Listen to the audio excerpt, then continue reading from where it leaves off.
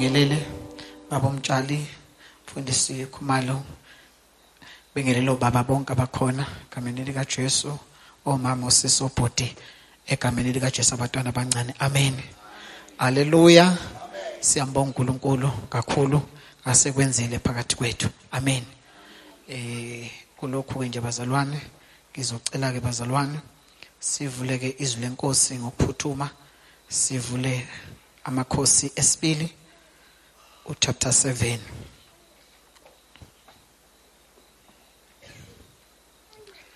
Amakhosi esibili chapter 7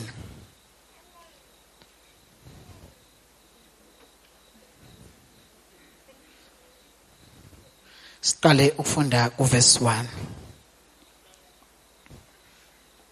So kwehla nje namavesi bazalwana amanye ngizoweqa kodwa siqala kuverse 1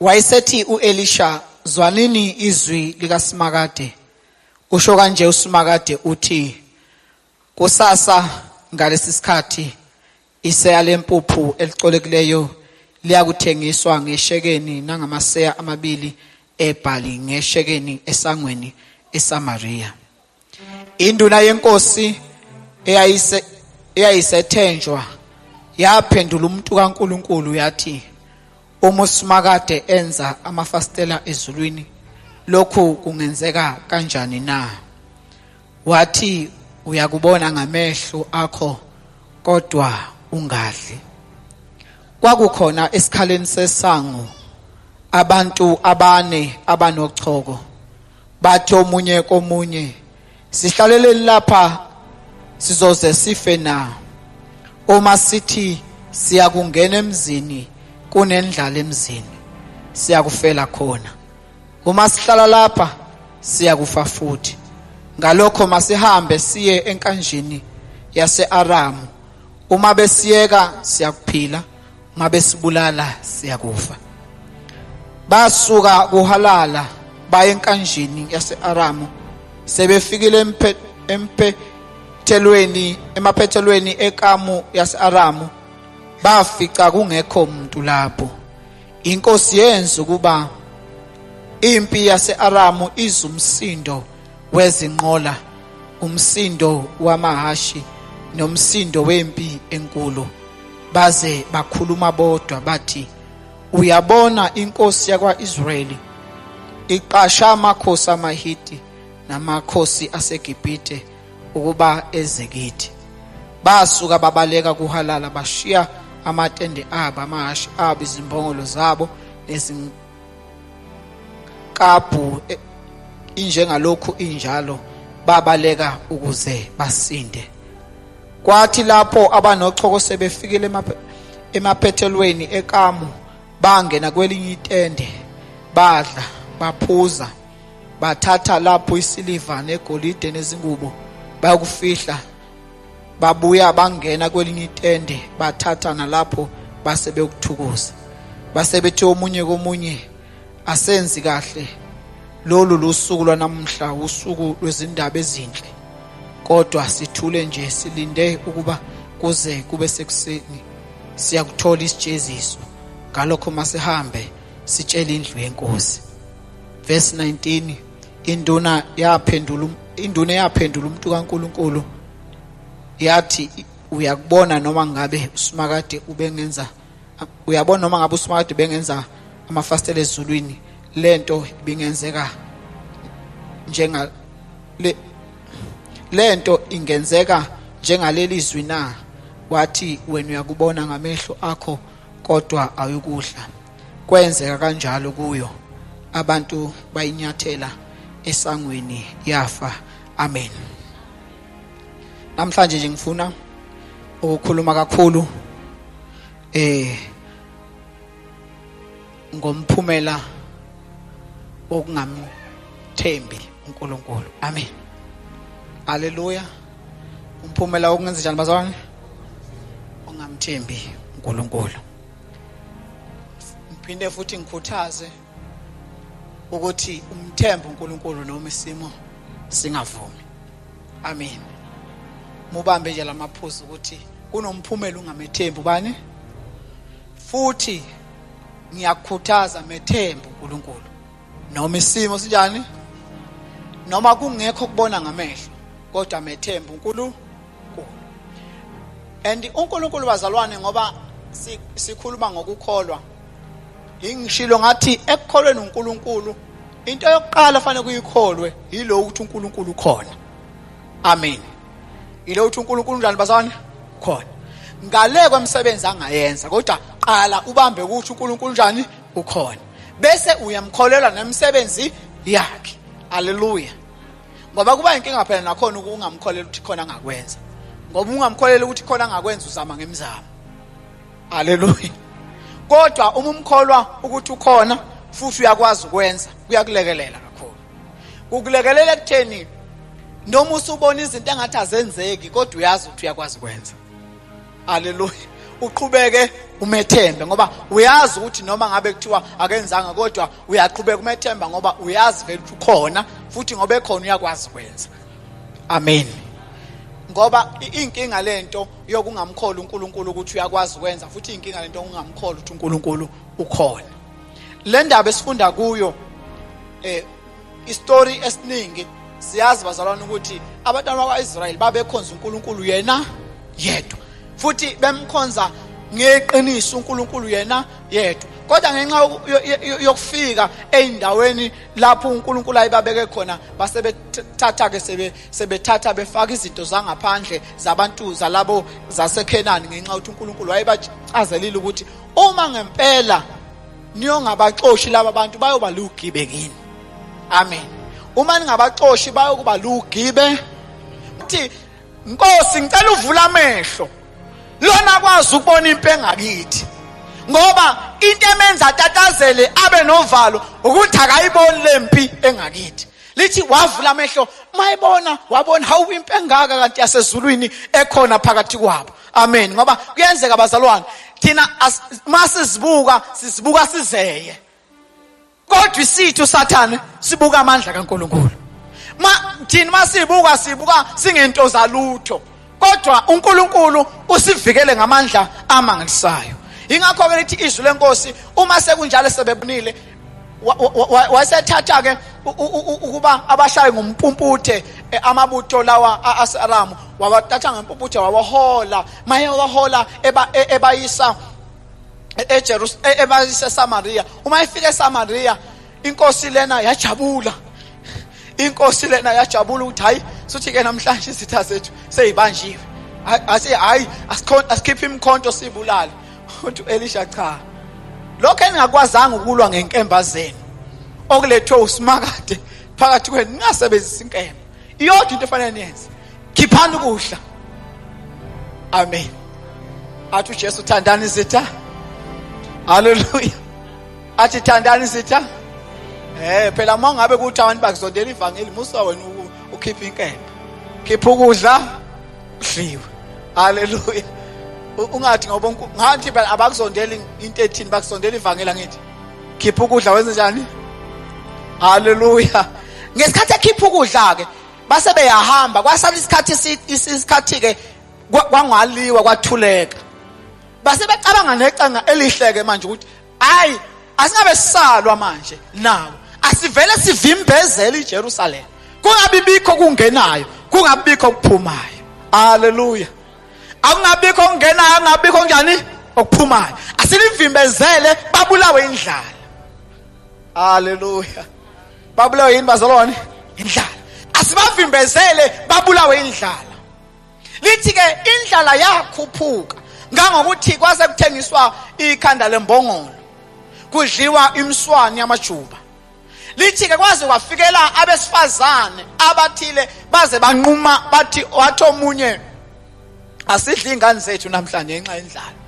Lithi bayidle yokuqala kwase kufanele kudliwe isibili wanqaba la kwavuka inseko. Hallelujah. Sifazana uthi hawu Nkosi yami uthi lona uthi Nkosi yini kwenze njani siyaxoxa ukuthi cha bonkosi sike savumelana sathi kulolu suku sizodla enye ingane ngakusasa sidlene lona kodwa usiyanqaba neyakhe. Yayisethi Nkosi mina ngenza umahluleli kanti mina engikwazi ukwenza ukubulala nokuphilisa na. ngamanye amazwi yakebhula ingubo zayo, ibona isimo sempilo. Haleluya. Ibona ukuthi abantu ububi sebukhuphuke baze kwafika ukuthi umuntu akasakwazi nobuntu ingane yakhe le. Haleluya. Ngibona ukuthi niyasibona isimo sasibheda kanjani bazalwane. Haleluya. Ngoba isikhathi bazalwane sendlala, indlala iyinkinga bazalwane. Haleluya. Indlala iyinkinga bazalwane. Iyenzisa abantu into ongacabangi. Amen. Ngicabanga nje bazalwane ukuthi ade ngibuka nje sikwenye indawo. Ngibuka nje indlela yomonakalo osuyona ngayo. Ngibuka nje lapha indaba babehlala kuyo laba abantu bahleze endlini eyodwa, umama nentombazana. Makuhlalwa kule ndlu lena, umama unesoka, nentombazana inesoka endlini yinye. Amen. Uyabona nje ukuthi amen. Umfana afika azoshaya intombazane phambi kwamawayo. Amen. Ikhalto ngiyamthanda kodwa. Amen. Ngiyabona umonakalo ongakanani bazalwane lo. Haleluya. Umonakalo njani? Omkhulu.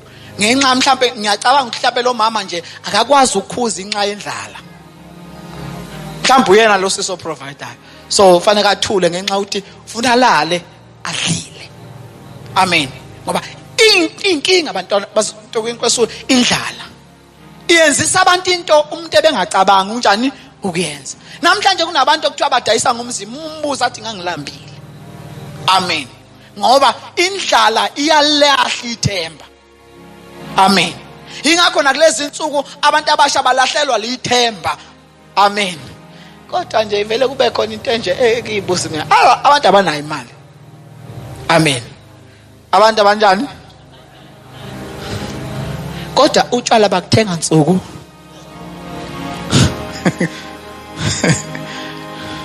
Kodwa abantu abanayo ini. Kodwa utshwala bakuthenga. Kodwa yokudla yona ayikho. Amen. Angazi kodwa khona into ekhona khona. Sesingabe sihlalele ilanga. Kodwa nje ikhona into enjani ekhona lapho. Suthi khona nje into esiphambanisile. Amen. Kodwa nje yona khona into ekhona. Amen. Ngalesi sikhathi ke indlala yayisifike lapho. Lithi ke inkosi yayisecasuka.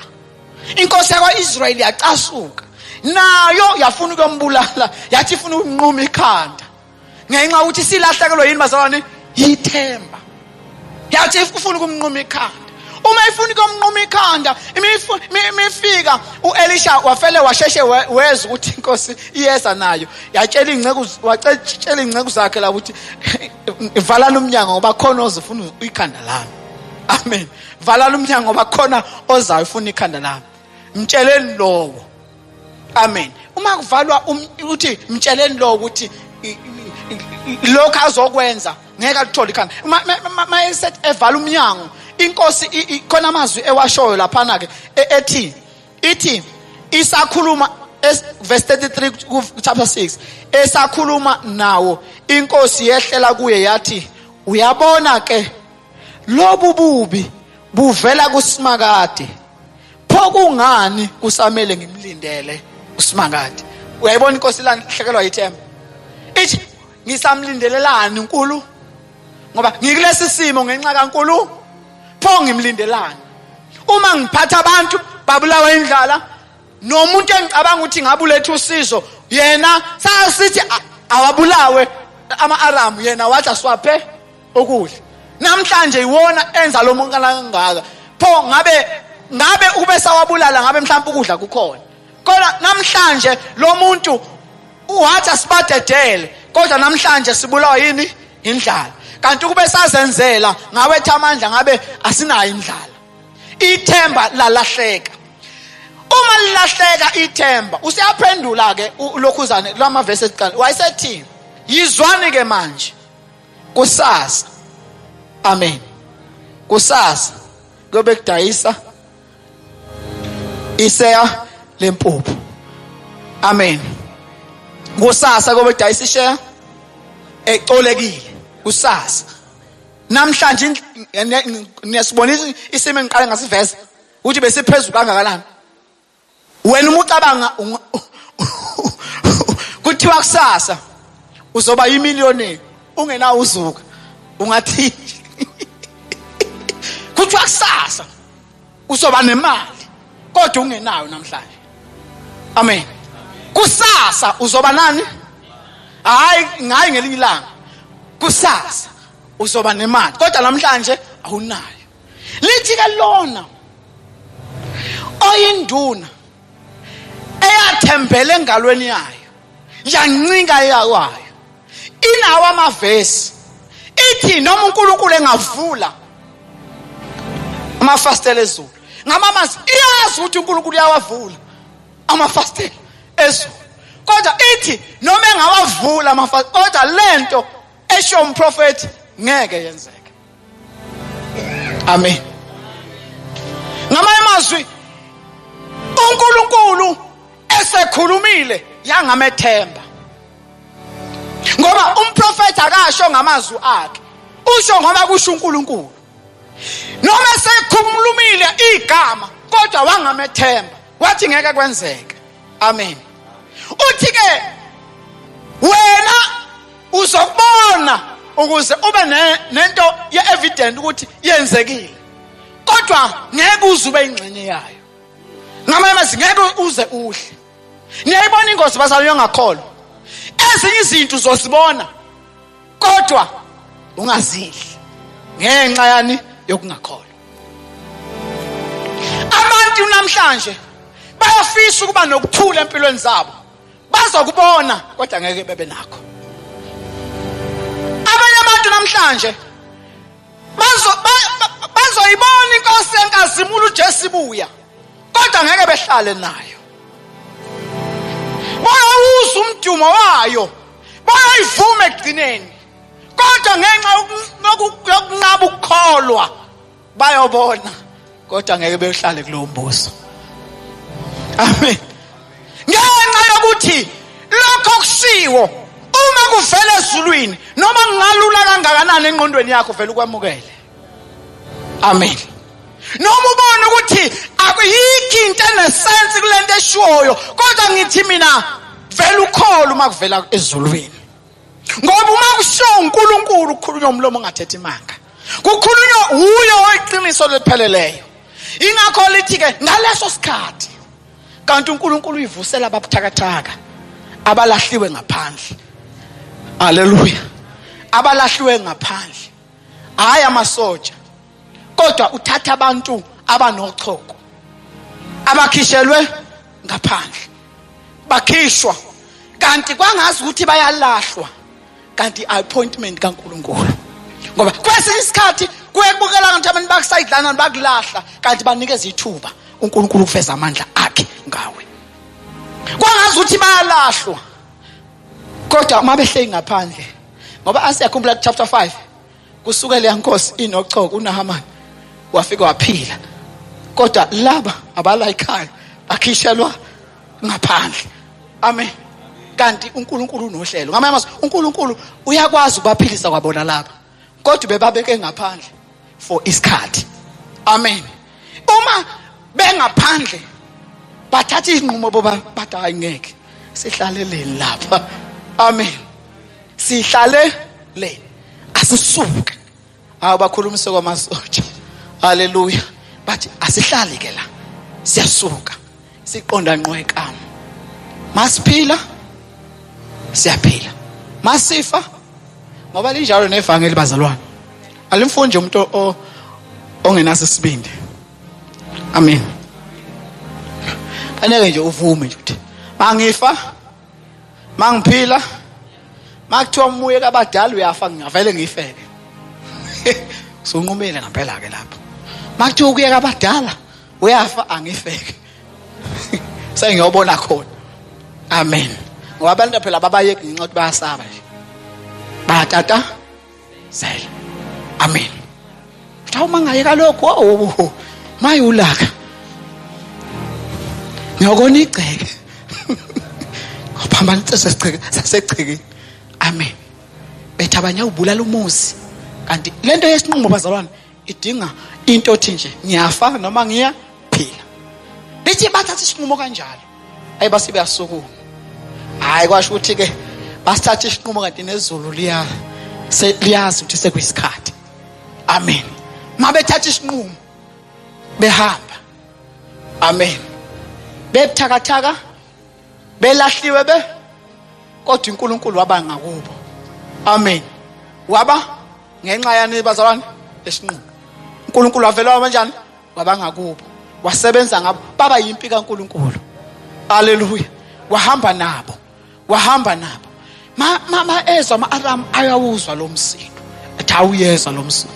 Bezwa ukuthi bathi hawu impengaka ezayo. Ithi bathi ilempile ezayo. Hey suthi hey ayi lo Israel akasezi yethu. Useze waqasha amakhosi amabili. Amaheti namaGibhithe. Ngamanye siyabhubha namhlanje. Lithi lona lo wathatha ingubo zakhe wakhohlwa ihashi lakhe beligibele. Wabonta ihashi lizombambezela. Washaya ngenyawo.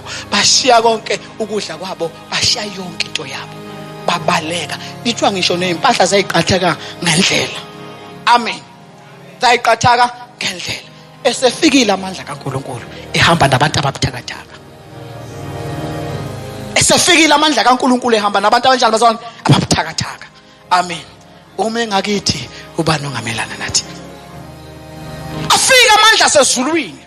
Bathi mabehamba bathi mabefika nabo bamangala ngoba hawu bakithi bafika ngosi hawu naku bathatha hawu baqala bathi bafihla bayahla hayi ngeke.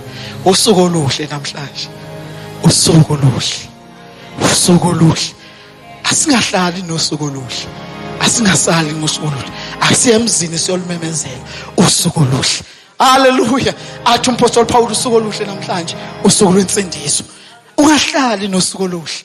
Bathi asiye khona siyomemezela. Ngabe fika lapha bathi hawo. Hey Nkosi, asiyazi into eyenzeke lapha. Sibe safica nempango yethu. Sithi nje asingabulawa indlala sona. Asiyedleni sihambeni siye empangweni yethu. Yo, inkosi yathi hayi uzungu. Senzelwa uzungu. Imisifika ithi asambeni. Ithumela amasotsha. Empini kade hanjwa abantu abangenamandla. Ngoba uNkulunkulu bazalwa unamandla. Kodwa amandla akhe akabagcini ngakuye. Uyawadistributor awanikeze. Ingakho isikhathi abanye abantu bebecabanga ukuthi uNkulunkulu uzo-acta, uNkulunkulu sekunikeza amandla. Amen. Omunye umuntu azakhala inyembezi acabanga ukuthi uNkulunkulu usuthi akangizwa kanti uNkulunkulu kunokuthi enze uvele wanikeza wena amandla. Kuphela nje wena ukuthi ufanele kwenze njani? Usukume. Lithi emva kwalokho esezwa wathumela amasotsha acini. Kwathiwa ngempela lusuku oluhle lolu. Inkosi isenzele. Amen. Inkosi njani? Isenzele. Lithi kodwa inceku lavela impuphu njengokusho komprofeti. Kwathi lona deleliswi lithi bamgandaye esangweni. Wafela khona. Wayibona impuphu kodwa akadlanga. Kunengozi bazalwana ungakholwa. Kunengozi ungamthembi uNkulunkulu. Uyabona ngempilo yakho nje ngoba usayithembe wena. Ungakamthembi. Hawu kunengozi bazalwana. Ngoba uNkulunkulu ededela indodana emhlabeni. Ekhuluma ngayo ngoba izwi likaNkulunkulu likuyindodana. Njengamanje ifinal uma isekhuluma ngendodana. Ngoba indodana ichaza okupheleleyo. Ngoba indodana ile ngesiphambanweni izothi ikhona impilo entsha. Kodwa abangayithandi bayoyizwa ngendaba bengayiboni kodwa. Kukhona ukuphila okuphakade. Kodwa abanye bayokuzwa ngani?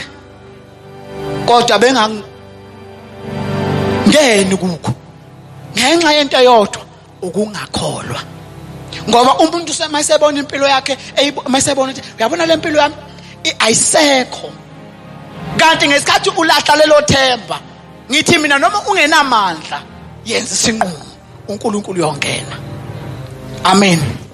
Noma ungenamandla, noma uzibona ukuthi awunamandla, kodwa yenza isinqumo sokumkholwa nokumethemba uNkulunkulu.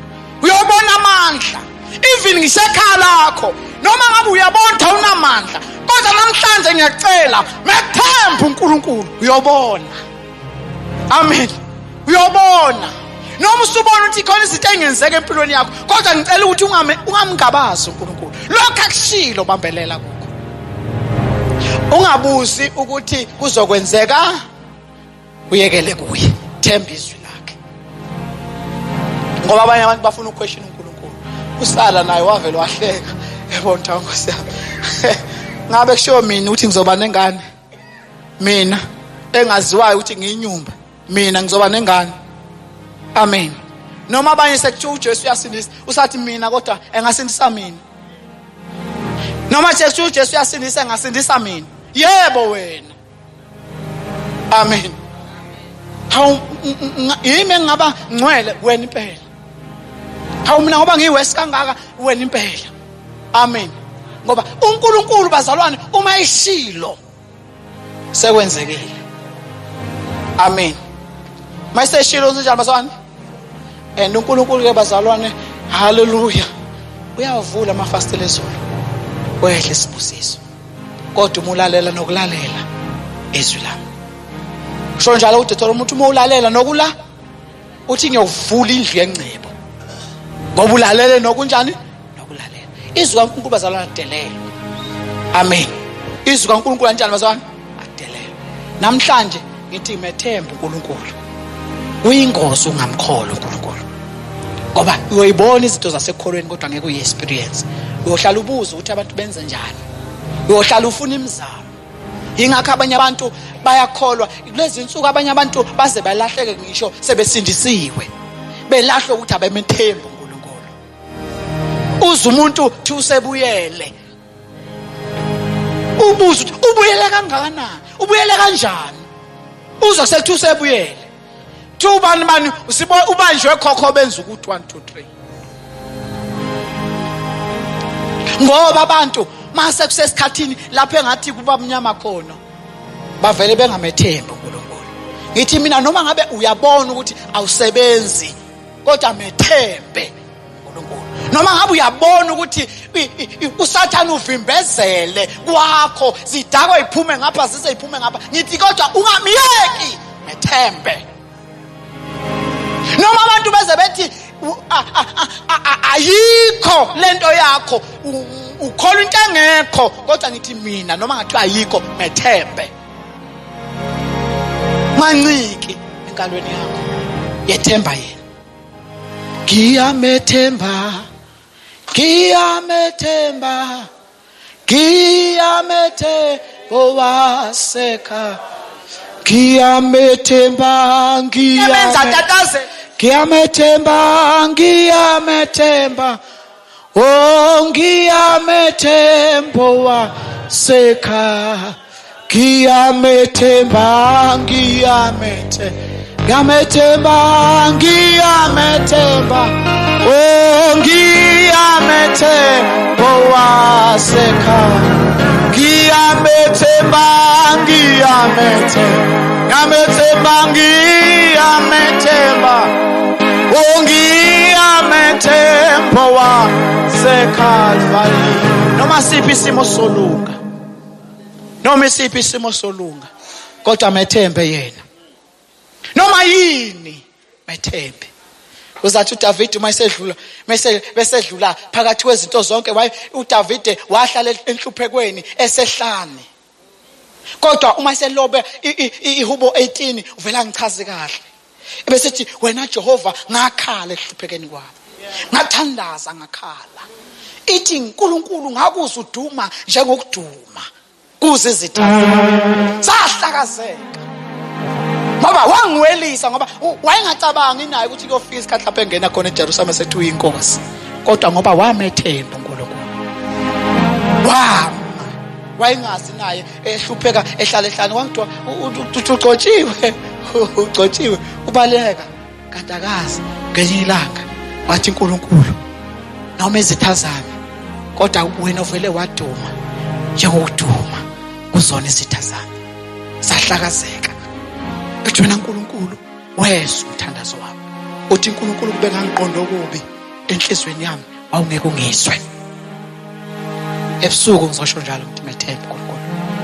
Ngicela siphakame bazalwane sikhuleke ukuthi nje Nkosi ngicela ukwethemba. Elokwethemba. Ngakwethemba mangidla amaswidi kodwa ngikwethembe noma ngidla inhlupheko. Kwethembe noma kuhlungu, kwethembe noma ngikhala, kwethembe uthi ubonke yabona isithi singivimbezele. Singivimbezele noma ubonke singivimbezele.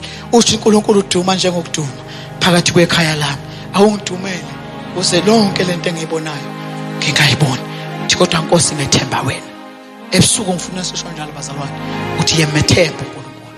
Methembe phezulu kwezinto zonke. Ungalahleki kuyingozi ukungamethembi uNkulunkulu. Cela baba sisikhuleke.